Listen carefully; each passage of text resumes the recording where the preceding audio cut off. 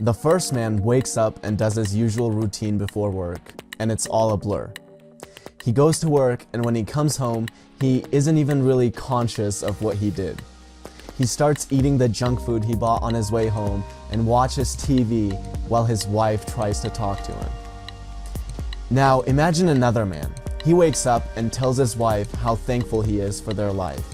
He drives over to his business and is passionately working to build it into something great.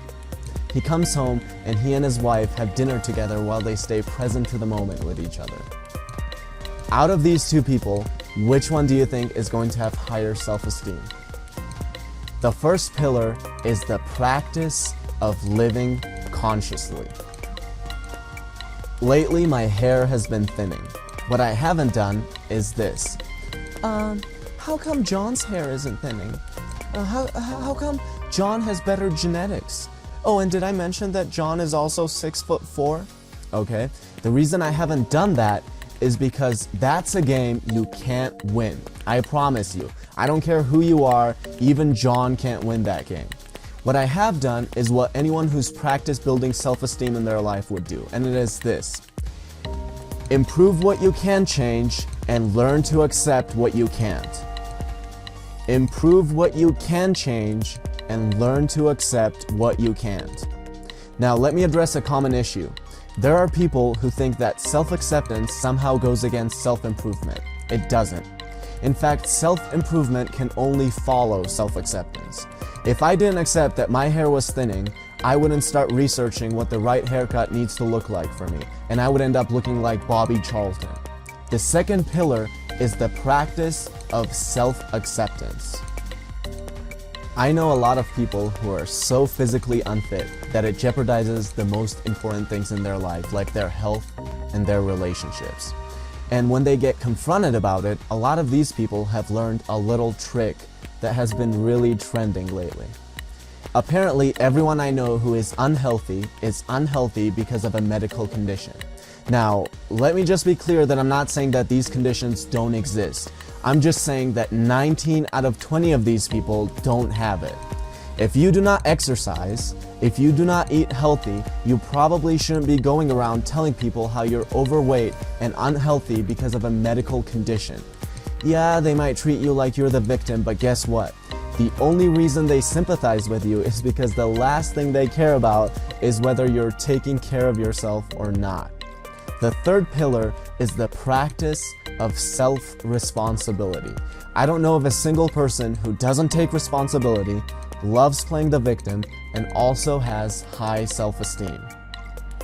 If I had a kid and I could only teach him one thing before he went to college, it would be how to stay authentic to his true self under pressure. Other than special occasions with my girlfriend where I'll have some champagne, I don't drink. I haven't found that to be something of value to my life. When I was in college, I would go out with my friends and there was always that thing of, come on, let's get drunk. And I was bad at a lot of things, but the one thing I was really good at was being really grounded in what I believed in.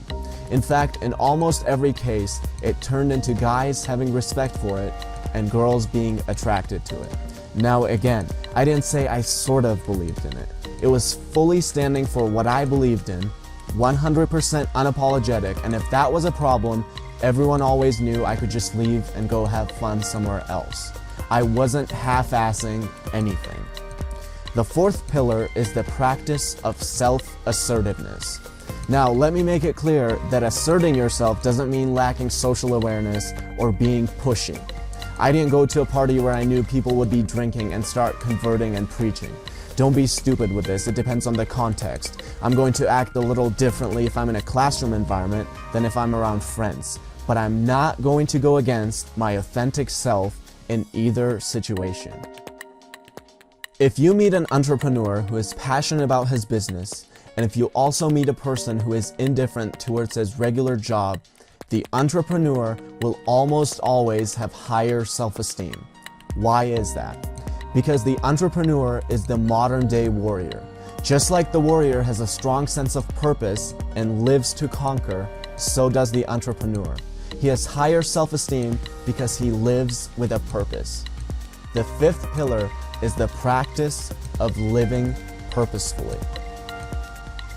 And finally, the sixth pillar, the practice of personal integrity. Notice how I said personal integrity, not someone else's integrity.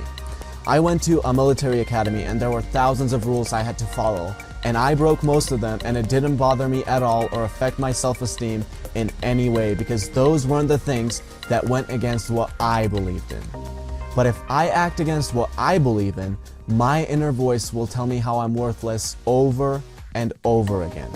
And only I will know, but when it comes to self-esteem, my inner voice is the one that matters the most.